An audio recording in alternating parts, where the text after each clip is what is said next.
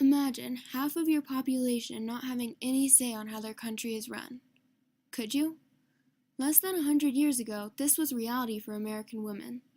The Declaration of Independence proclaimed, "We hold these truths to be self-evident, that all men are created equal, and they are endowed by their Creator with certain unalienable rights, that amongst these are life, liberty, and the pursuit of happiness." But when our founding fathers wrote the building blocks of our nation, surely they meant all people are equal, not just men, and therefore should have a say in how their country is run. For 144 years, American women of all races and statuses were denied voting rights and fought a long, hard battle to achieve suffrage. A little history for you. From the year of 1776 till 1787, only white men who owned property could vote. Then in the 1820s and 30s, most all white men could vote, no matter their status. Then in 1870 came the 15th Amendment, which allowed black men to vote and seemed great. But shortly in some states, poll taxes and literacy tests were imposed, which turned away most black men and poor white men. And not to mention, women still couldn't vote. The fight for equal rights began when all men received equal voting rights, and women started to resist the cult of true womanhood, which was the stereotype of a good, religious woman, dedicated wife, nurturing mother, and housekeeper.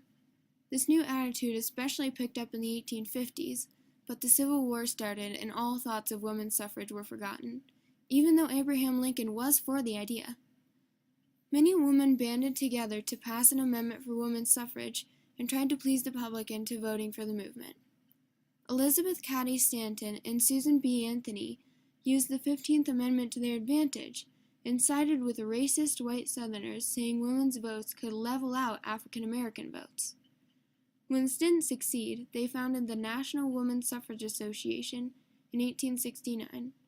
Another group of women formed the American Women's Suffrage Association, and both groups merged in 1890 to form the National American Women's Suffrage Association, with Elizabeth Cady Stanton as the president.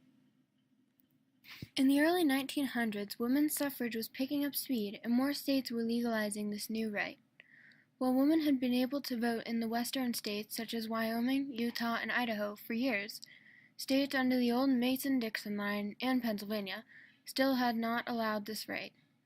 The new president of the National American Women's Suffrage Association, Carrie Chapman Catt, devised a plan to achieve suffrage for all in 1910.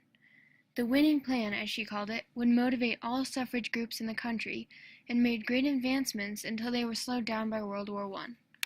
Just like the Civil War, World War I made everyone forget about women's voting rights. President Woodrow Wilson argued that he wasn't against women voting, but war efforts were requiring his whole attention. During this time, many campaigns and businesses supported women's suffrage, hoping that the new women voters would be to their advantage.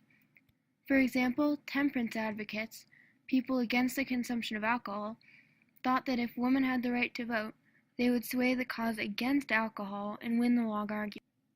Others wanted women to vote so that whites would be superior racially in votes.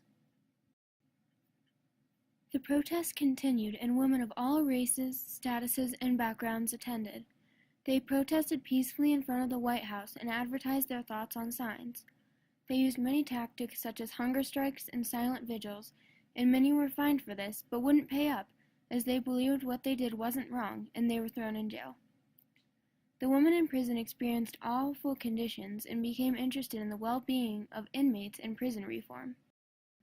First Wyoming in 1890, then later Colorado, Utah, Idaho, Washington State, California, Oregon, Kansas, and many others all approved women's voting rights. Then finally, after all of the struggles in 1920, the 19th Amendment was passed, and women could finally vote. In the grand scheme of voting in the world, women in America didn't have it that badly. Women in the United Arab Emirates were only allowed to vote in 2006. In Bahrain, women gained their vote in 2002, and in Saudi Arabia, 2015 will be the first year a woman can vote. It is hard to believe that women haven't been able to vote as long as men have, and we will never forget those women who made voting possible for everyone. Created using Powtoon.